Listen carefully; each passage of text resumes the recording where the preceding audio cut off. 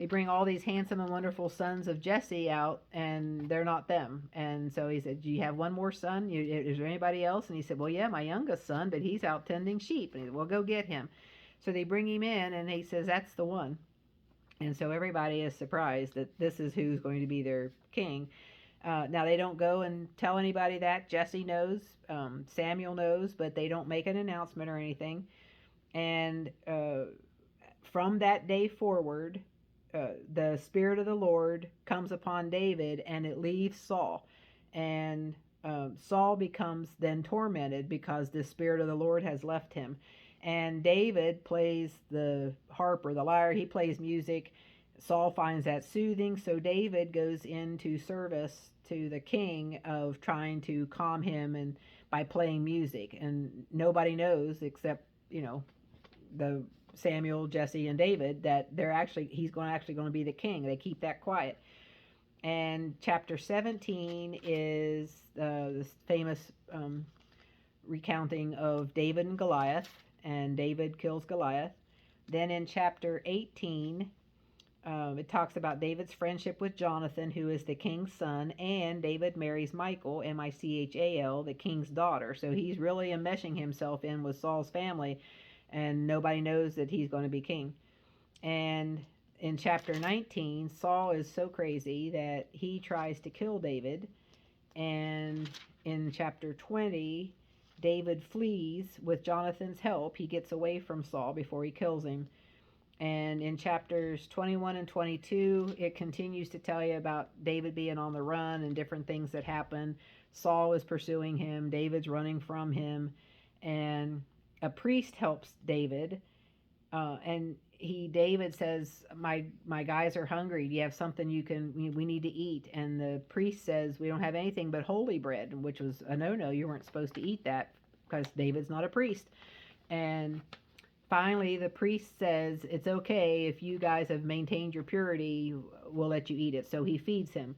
Well, there's a snitch in the group, and he runs and tells Saul that this priest has helped David. So by helping him and feeding him and not turn him into Saul, Saul takes that as, they're against him, and he orders them to be killed. Well, the first group he tells to kill him says, we're not killing the priest. And so this snitch guy says, I'll go kill him. And so they go back and they kill all the priests and over this, and which is a tragic thing. And in chapter 25, Samuel dies, and in chapter 31, Saul and Jonathan die, and that was from a battle. So that's where we end Samuel, is that Saul has died. You can figure out what's going to happen early in Samuel 2, or 2 Samuel.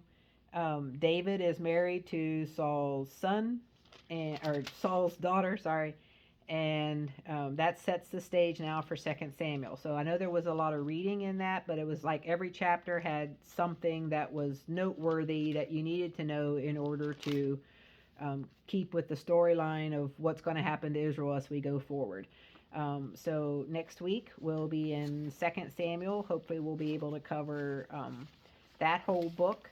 And we are in the section of the Bible of what they call the history. So we have 1st and 2nd Samuel, 1st and 2nd Kings, Joshua and Judges was part of that history. We've got 1st and 2nd Chronicles, and then we get into the prophet books. And so I don't know that we're going to be able to cover each of those in a week, because obviously it's a book of prophecy and our study is focusing on the promises and prophecies of God.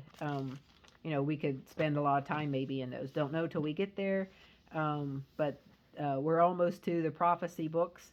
I know that you probably thought that was what the whole study was going to be. We were just going to jump there, but I wanted to show you that there's promises and prophecies of God that happen in nearly every book, and we want to cover those because, again, some of them point to the New Testament, some of them point to things that even haven't happened yet even today. So I will see you next week, and I will put on our Facebook page what chapters you need to read sometime later this week. Thanks.